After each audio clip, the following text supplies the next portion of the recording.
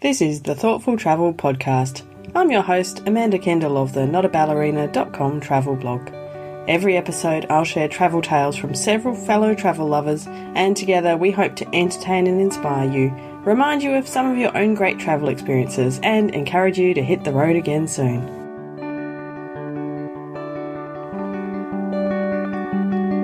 Hello and welcome to episode 121 of the Thoughtful Travel Podcast, and welcome to the podcast for 2019. I have had a lovely break over the Christmas New Year period, although to be honest I'm recording this just at the very end of 2018, but it's been a good time so far. It's nice to have a bit of a break and relax, especially around Christmas. And of course we have the very long school holidays here now. They're nearly 7 weeks long this time for my little man, and I love him to death, but nearly 7 weeks of having him around all this extra time is challenging. Anyway, it's all sorts of fun as well. So today we're actually going to be talking about travelling in cold places, which is a really weird topic for me to consider right now. I am sitting in my office here in Perth, Western Australia, looking out to my backyard, where it looks very sunny and quite warm today. It's going to be about 30 Celsius, that is, which is actually not that warm for this time of year. And I know in the rest of Australia it's been really hot, up to 40 in lots of places. And I'm very happy that we're having a relatively mild summer. But anyway, we're actually talking about cold places, which I'm not really good at doing. I have had a few cold trips in my life, but certainly growing up here in Perth meant I'm not very well equipped for that. But more of that later. First up, I want to introduce you to our new sponsor for this month, which is Flightographer. So I'm excited to have Flightographer on board. Basically, they're like the Airbnb of vacation photography. So if you take a trip somewhere, you can actually book one of their local photographers for an hour, get photos taken. And so instead of having boring studio family photos or something, you can have professional photos of you on a trip with your family or friends. So awesome memories that really matter, and probably will end up being your favourite souvenir. So today's episode, as I mentioned, is focused on cold places. So I had a look to see what Flightographer offers in some of the places we're talking about today. So, for example, I found they have some great photographers available in Reykjavik in Iceland. Like, one of them is a photojournalist for the largest Icelandic daily newspaper. I want to go again and meet him. Iceland's one of my favourite destinations, and I definitely want to go back there someday. And other cold places we mentioned later in the episode include Quebec City in Canada and Helsinki in Finland, and Flightographer also has photographers based in those cities. So basically it's an awesome service. You just pick the photographer you like from their website, book them, and you'll get to spend an hour or so with them in some beautiful parts of the city, and they'll take some gorgeous photos. So you can book a shoot on their website, which is flightographer.com, and they've got a special offer for Thoughtful Traveller listeners. If you use the code Amanda50, you'll get $50 off your shoot, which is a bargain. So let's get on to the cold weather thinking. Now, I asked in the Thoughtful Travellers Facebook group about how to survive cold trips. I have got better at this over the years, but really I had to learn because I didn't grow up knowing how to survive in cold weather. It's literally never ever below freezing here in Perth. Ever. So I really didn't know what to do. But I have summarised the main tips from the Facebook group down to: get the right clothes or borrow the right clothes and dress in layers, wear merino socks, and also the right shoes that aren't slippery when it gets icy. I remember not doing this when I lived in Bratislava and having some terrible falls on the ice trying to get down to my tram stop in the mornings because it was down a hill. And also, one of my favourite tips is remember that it's tiring to be out in the cold, so take lots of indoor breaks for hot chocolate or coffee. Now, there's heaps more tips than that. I'll actually leave a link in the show notes so you can go to exactly that post in the Facebook group if you want to read more of the how to survive cold weather travel tips, because there's some very experienced people in there. They know way more than I do. Now, on to our first guest for this episode, and it's Lucas Peters, and he is talking about one of my very favourite and yet very coldest destinations, Iceland. So I grew up snowboarding a lot. I'm just used to going to mountains where you're going to hike up maybe a little bit and hopefully kind of, board some powder or something. But it's been lately where my wife and I have been really thinking about winter trips and where to go. And we have the Northern Lights, of course, on our list of things to do. And, I think it's in Norway or maybe Sweden where they do these ice hotels that they carve out every year, with like churches and like, yeah, they look amazing. Some sort of like, the like absolute vodka bar or whatever. Yeah. I mean, they, usually, in the middle of winter, we live in Paris and we're thinking, hey, it's time to get out of the bad weather and go hit a beach or get somewhere a little bit warmer at least. And it's been the last year where we've really been thinking about cold countries. So I went just a week ago. I went to Iceland just to kind of explore it to see how it would be. Taking our 2-year-old up there, thinking, hey, maybe we'll do a family vacation, some camping and stuff. And in May in Iceland is a little bit incredible. You get all 4 seasons. I did see snow and hail.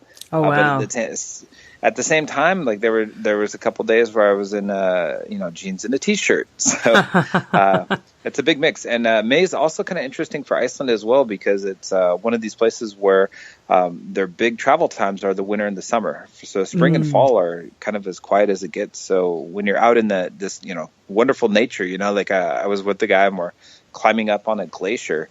And we're the only 2 people on this giant mound of glacial ice. Oh, wow. And it's you don't get that. No. You wouldn't get that in the summer. You wouldn't get that in the winter. It's only in these kind of off seasons where you can experience this kind of stuff. And then I think Iceland's also really interesting in that even when it's super cold outside, you have these awesome geothermal spa. Yes. Like just pools. And I think I read somewhere there's 180 of these around Iceland. The Blue Lagoon is the most popular one.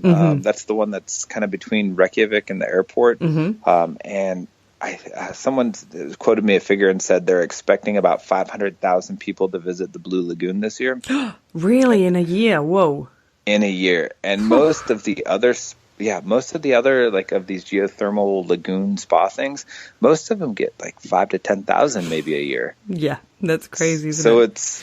It's really worth like just saying, okay, the Blue Lagoon, because it's accessible, it's easy to find. Like a lot of people are going to go there, but for me, it'd almost be worth that maybe extra commute or extra kind of pain to discover something else. Definitely, yeah. Yeah, when we went, it must be 4 years ago now, maybe even 5, and I think the tourist numbers weren't quite so high, and we went in high summer, and it was not busy in many places, but the Blue Lagoon was pretty busy, and the Blue Lagoon was amazing. But I agree that next time I would love to go back and explore some of the lesser known ones. I mean, we went swimming in some local swimming pools, which was awesome.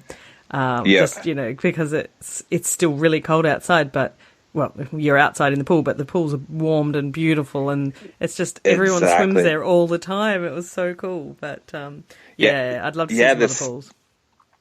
That's one that a lot of people forget to pack their swimsuit.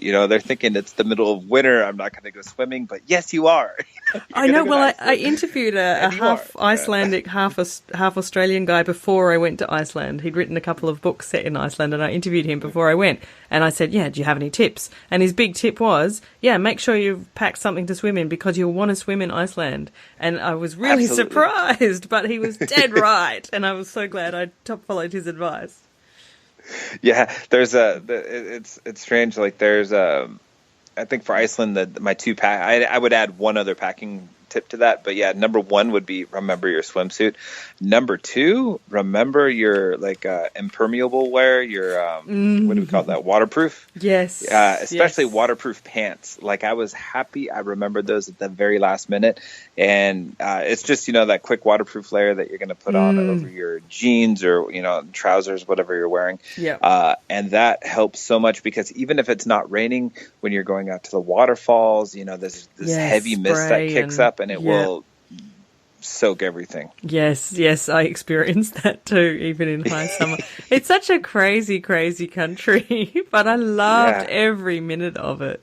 So no, it's wonderful. And the other thing about Iceland as well is a lot of in my I was there for 8 days, and I spent most of those days outside of Reykjavik. And I spent my last 2 days. I was actually in the capital, and as I was going around and kind of meeting other travelers and seeing what they're doing, it struck me that a lot of travelers coming to Iceland still only stay in Reykjavik. They don't really get outside the city, and I think that's a shame because I feel like, man, you can't. Iceland, I mean, Reykjavik's a nice little city, but really the gem of Iceland is getting out to these glaciers and getting into the thermal pools and, even going out to the Westman Islands or seeing the fjords or something, even taking like one day trip, just to get out a little bit. And it will be, a country like you've probably never seen before in your life. When I visited Iceland, must be about 4 years ago now, I was concerned by the cold. Even though I was going to be there in summer, I had seen that the temperatures were crazy, crazy cold, even then, often. But it's one of those destinations where the cold weather does not matter because it's just breathtakingly incredible and such a fascinating place to visit. So just follow those tips of, dressing right and all that and go to Iceland. I promise you won't regret it. Now, my next guest today is Tamara Gruber, and she also has a fair bit of experience travelling into some cold places, even though she doesn't particularly like it either, but for a different reason to me. And she has lots of interesting stuff to say. In fact, also she mentions Iceland, because who wouldn't? But in particular, she's told me about the Quebec City Winter Carnival, which sounds amazing. Well, I will start by saying I'm a person that would always rather be hot than cold. I live in the New England region of the U.S., and so we have long, cold winters, and I hate them. I hate it. Like, I am so much happier in summer. So it's not like I love cold, and so I think that there are people that just, love being out on the ski slopes and stuff. That's really not me. But, we have been to some places that are so cold. And I thought, I'm never going to want to go outside. And I've had, just fantastic times because I feel like there are some places that they know it's cold and they kind of embrace it. And they decide to have fun around it, So that, to me, makes a big difference. Because if I'm home and it's snowy and cold outside, I'm just going to sit on my couch and wrap up in a blanket and put the fire on, and I'm good, But if I am somewhere else and what there is to do is outside, then you got to go explore and do it. So that's very true. Where have you been where it's been that kind of situation? Definitely Quebec City in Canada. We went up for their Winter Carnival a couple of years ago, and I can't think of what it is in Celsius, but it was something like, as we were driving up, was -20 in Fahrenheit. I think most of the time we were up there, it was maybe -5 in Celsius, but then also very windy. So it was the only time in my life I've walked around a city as if it was a ski slope. I had on my ski pants and ski jacket, hat, gloves, and even like goggles because it was so windy for a bit. So we were outside, but we were outside all day. They have an amazing winter carnival with things like sleigh rides and dog sledding and human, awesome.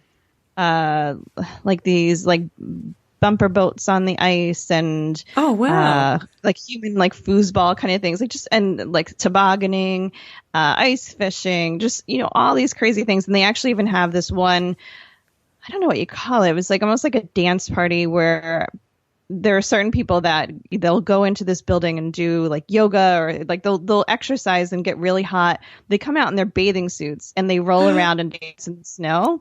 Ooh. It's crazy to see them. The steam is like coming off of them as they do it.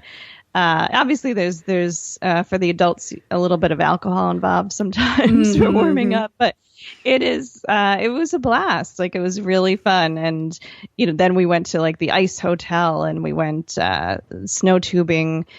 So we spent 3 days outside, just enjoying ourselves, where I couldn't even believe we were outside in that weather. Wow. Yeah, that's awesome. It's quite unique, I think, to have something, to have such a good draw card there. And that's the kind of thing that would get me outside in that cold. But it's so exhausting, isn't it? Don't you get home at the end of that and feel just utterly shattered?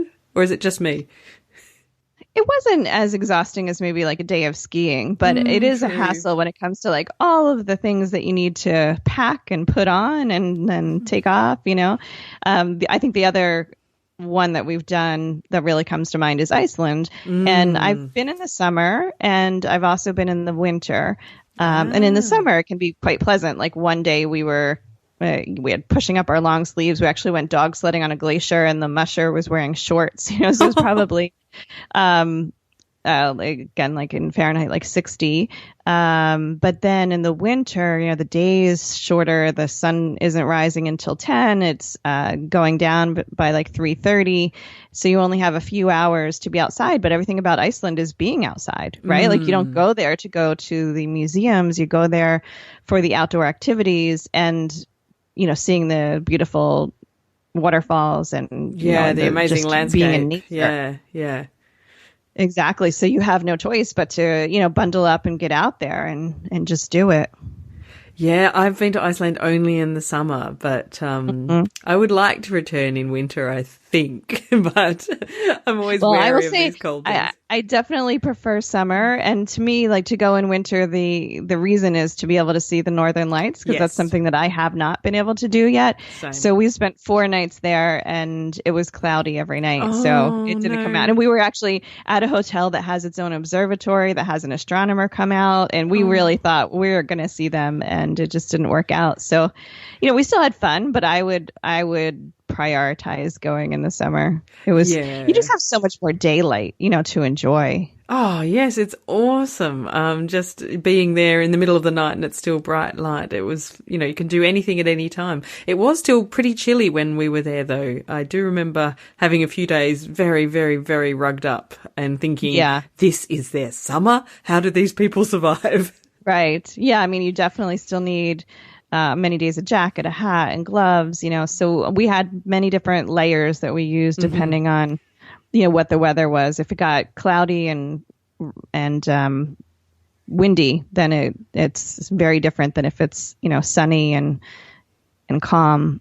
Tamara got me quite intrigued about the Quebec Winter Carnival, so I've looked it up and one day I will go. Apparently it's usually in February. For example, in 2019, it's running from the 8th to the 17th of February. So one day I'm going to get there. Watch this space. Now, my final guest today is Erin Holmes. And like me, Erin grew up in Perth, so she is not exactly experienced with cold weather. But also like me, she still likes to explore the world and has had some really, really cold weather experiences. And it was great to chat with Erin about her experiences with her family in Finland during winter. My 9-year-old daughter's favourite destination is Finland. Aha.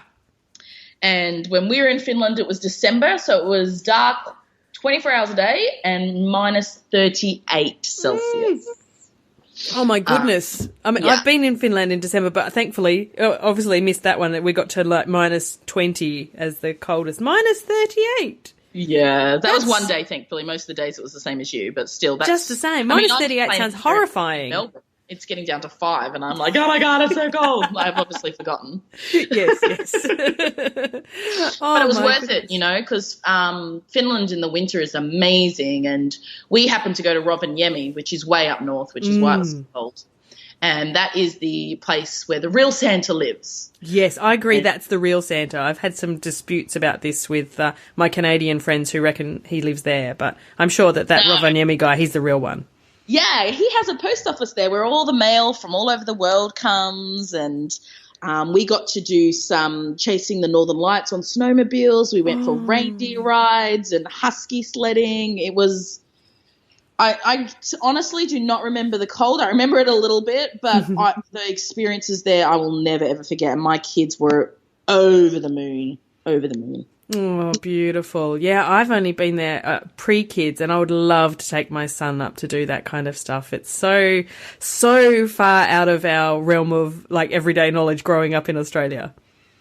Yes, that's true. I forget sometimes, like I didn't see snow till I was 20 years old. The day after my 20th birthday, I moved to London, and that was in December as well. And that was the first time I saw snow. Yeah. And Australia is really incredible, especially the western side, where you never have that opportunity, like ever. Yeah. Oh, my dad is 80. He's still never seen snow. So, Wow. yeah, he never will, I think. But, yeah, I remember similarly, I was 25 when I first saw snow falling, and it's incredible. And my son is really upset at me that he hasn't yet, but like, you're only 8, mate. Come on. Yeah, I think my kid's first time was we went to New York for Christmas, and we were lucky enough to have some snowfall over the Christmas break in New York. Oh, that's perfect. How beautiful. Yeah. Hey, back to Finland in minus 38 degrees, because that's horrifying. How do you survive such cold weather? So pretty much do not wear anything of your own. We were doing some tours with Lapland Safaris, and they give you like a snow outfits, like overalls and boots. It pretty much blocked out everything. It was amazing. And my biggest tip for surviving Finland is do a tour the day you arrive or the day after you arrive, and then do one at the end, because they let us keep our suits the entire time. Oh, that's perfect. They don't want to take them back and wash them when you're going to use them again. So we did one at the beginning, one at the end, and we just, we were talking before about how your son would wear the same thing for his holidays. That's all we did in Finland. We were in these overalls the entire time. Oh, that sounds perfect. Oh, how handy. And then you don't even have to buy anything. No, it was really very, very handy, yeah. That's super handy, because it's not something you're going to use every day back home. It's only for outdoors, obviously everywhere is heated. So as soon as you get inside somewhere, you're taking everything off. So, and it was a big bonus for us because it was cold outside, but it's like London. Everything's heated. You get on the tube, all of a sudden you're melting because you've rugged up. I have promised my son that someday I will take him up to the Arctic Circle in Finland, where I did have a trip some years before he was born, unfortunately for him, up to Rovaniemi, where Erin spoke of, because it's just a really unique place. And even going as an adult without kids, I just loved experiencing that. It's a real kind of magic of Christmas thing. I got to chat to Santa, who was really multilingual. I think I've mentioned it in a previous episode, but as I stood in the queue to speak to him myself, I heard him chat I think it was in Finnish and in Swedish and in Italian, and then to me in flawless English. And it was really impressive. And he knew his geography. He knew straight away exactly where Perth was in Australia. We're very, very far away from there when you're up in the Arctic Circle of Finland. It was really cool. There was lots of things that were great about that trip, but it was very, very, very, very cold. Right, so on that very, very cold note, we'll finish up this episode about travelling in cold places. Thanks again for listening, and you can find all of the stuff I'm about to tell you in the show notes, and for this show, they are at notaballerina.com/121 for episode 121. So thanks again to our new sponsor for the month, Flytographer. You can head to flytographer.com and get $50 off a photo shoot in your next destination by using the code Amanda50. And I would really encourage you to do that. I think it's an awesome idea. I chatted first up with Lucas Peters, and you can find his website at lucasmpeters.com. After Lucas, I chatted with Tamara. She's the co-host of the Vacation Mavens podcast, wherever you get good podcasts. And she also writes at we3travel.com. And lastly, I spoke with Erin from Explore with Erin, and she's at explorewitherin.com. Fairly logically, actually.